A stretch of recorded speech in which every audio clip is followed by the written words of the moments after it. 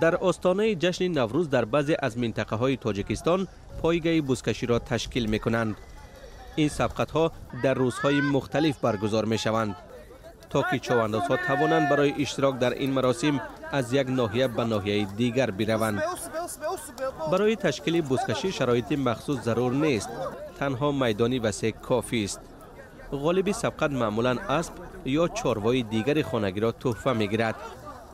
تمام همه تاجیکستان بز میکشیم. ما سندی 17 سالگیم چواندازم بز میکشم کن. خودم دارم 4 تا اسب دارم.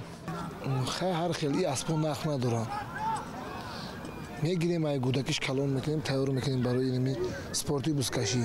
در بزکشی چواندازان اجازه ندارند که بز را از زین اسب بالا بردارند و برای گرفتن لاشه از رقیب به دست و پنجه وی قمچین بزنند.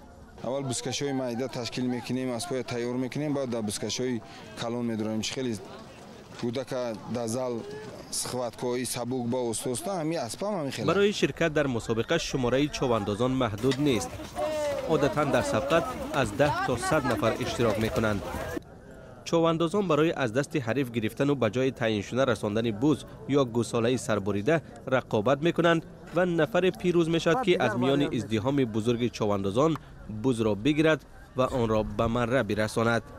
شماره زیادی چواندازان هنگام بازی کلاه قدیمی تانکیست ها را میپوشند. لباس همین اسنونوی همین موزه و همین شلیمفون دیگه میشیدن میگیرن. بعضی جمعه میپوشن.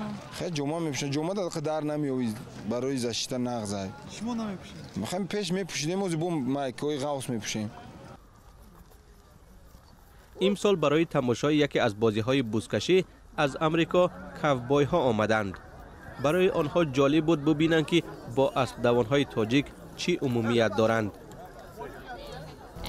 بازیگران شما اسب‌دوزان ماهرند. تماشای بازی خیلی هیجان آور است. اسب‌ها بزرگند و شماره بازیگران هم بی‌نهایت زیاد است.